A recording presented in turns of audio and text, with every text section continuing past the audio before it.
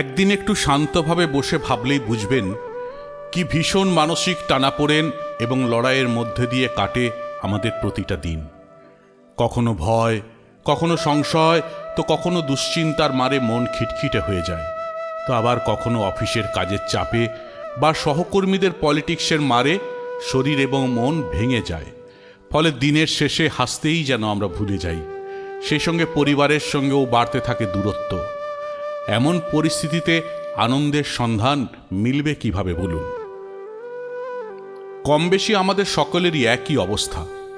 তাই তো সময় এসেছে এমন কিছু নিয়ম মেনে চলার, যা আমাদের অফুরন্ত আনন্দের সন্ধান দিতে পারে খুশির ছোঁয়া।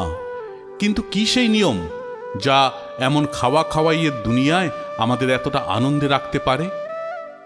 আজ থেকে বহু বছর আগে গঙ্গাপাড়ের দক্ষিণেশ্বরের এক মহান আত্মার পায়ের ছাপ পড়েছিল।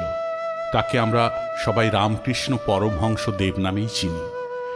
তিনি তার জীবনকালে নানা ঘটনার পরিপ্রেক্ষিতে এমন কিছু কথা বলে গেছেন, যা আজকের দিনে মেনে চললে দুঃখ আপনার ধারে কাছেও ঘেঁষতে পারবে না। সেই সঙ্গে মন শান্ত হবে, হাজারো উচাটনের মধ্যেও জীবন ফিরে পাবে এক অপার শান্তি। আর এমনটা হলে অফুরন্ত আনন্দের ছোঁয়া পেতে যে সময় লাগবে না, তা কি আর বলার অপেক্ষা রাখে?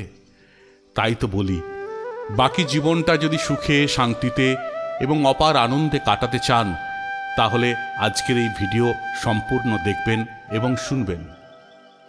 আজকের এই ভিডিওতে আমি আলোচনা করব সেই মহান আত্মার বলে যাওয়া এমন কিছু বাণী, যা মেনে চললে আপনাকে কোনোদিন আর পিছনে ফিরে তাকাতে হবে না। তাই বলি, আর অপেক্ষা নয়, চলুন শুরু করা যাক সেই অফুরন্ত আনন্দের খোঁজ। ঠাকুর বলেছেন, যত মত তত পথ। রামকৃষ্ণদেব সুযোগ পেলেই বলতেন, যত মত তত পথ। অর্থাৎ প্রতিটি মানুষ একই দেবদেবীর পুজো করবেন এমনটা হতে পারে না। সবাই নিজের বিশ্বাস এবং ধারণার উপর ভিত্তি করে বেছে নেবেন নিজ নিজ ইষ্ট দেবতাকে, আর এমনটাই তো হওয়া উচিত। তবে তাই বলে ভাববেন না রাম কালী মায়ের পুজো করলে বেশি ফল পাবে আর শ্যাম শিব ঠাকুরের পুজো করলে কম। কারণ নদীর দিশা আলাদা আলাদা হলেও তারা যেমন সব শেষে মোহনায় গিয়ে মিলিত হয়, তেমনি যে ভগবানেরই আপনি পুজো করুন না কেন, আপনার ভক্তি সাগরে গিয়ে মিলবে সেই এক এবং একমাত্র অপার শক্তিতেই। তাই কাকে পুজো করলে ফল মিলবে তা না ভেবে মন যাকে চায় তার নাম নিন, এক মনে নিন, দেখবেন ফল হাতে নাতে অবশ্যই পাবেন। ঠাকুর বলেছেন, যে কোনো সময় নাম নিলেই ফল মিলবে। অনেকে ভাবেন সকাল সকাল উঠে স্নান সেরে ঠাকুর ঘরে গিয়ে দেবদেবীর সামনে বসে পুজো অর্চনা করলেই কেবল ফল মেলে। কিন্তু জেনে রাখা ভালো যে এই ধারণা কিন্তু একেবারেই ঠিক নয়। কারণ যে কোনো সময় যে কোনো মুহূর্তে সর্বশক্তিমানের নাম দিতে পারেন।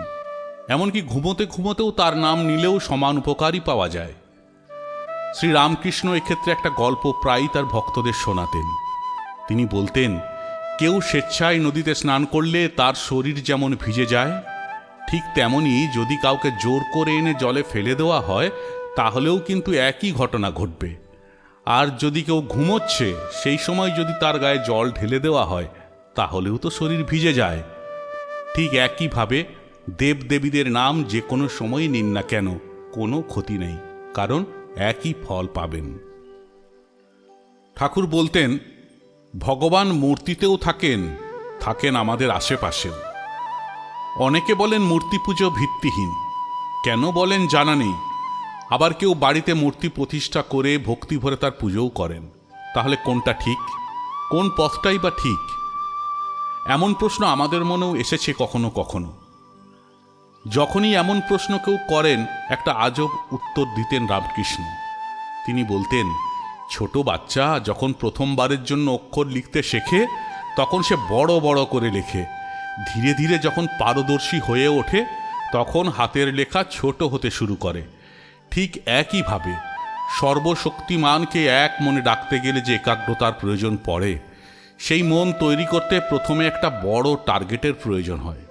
আর ঠিক এই কারণেই মূর্তি পূজার প্রয়োজন রয়েছে।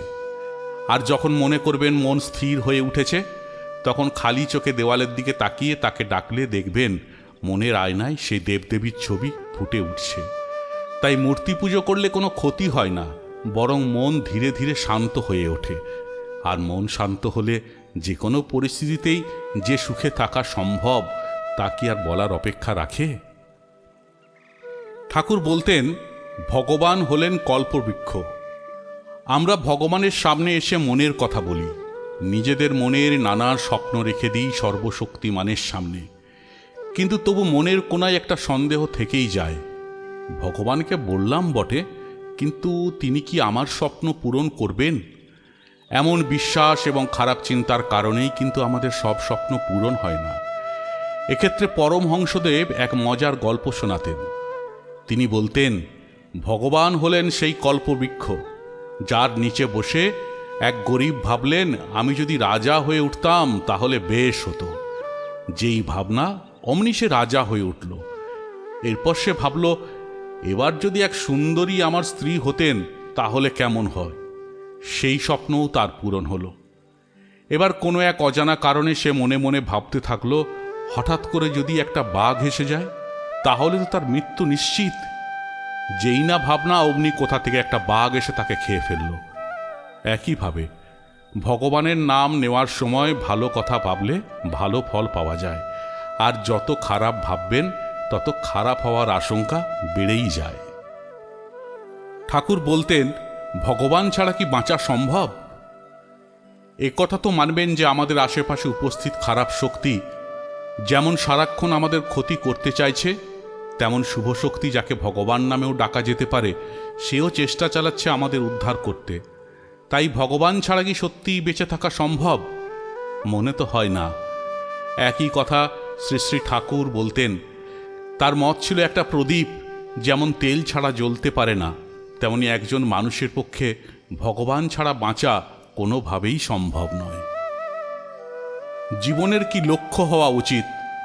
ঠাকুর বলেছেন, আমরা সবাই আজ টাকার পিছনে ছুটছি। টাকা, বাড়ি, গাড়ি, জাগতিক কমফোর্ট পেলেই আমাদের জীবন সার্থক, এমনটাই আমরা ভেবে নিয়েছি।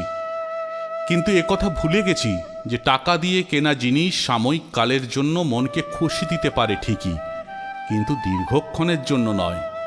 তাই টাকার পিছনে না ছুটে আশেপাশের মানুষদের কিভাবে আনন্দে রাখা যায় সেই চেষ্টা করুন। সবাইকে মন প্রাণ দিয়ে ভালোবাসুন, দেখবেন এতটাই আনন্দের সন্ধান পাবেন যে দুঃখ ধারে কাছেও আর ঘেঁষতে পারবে না।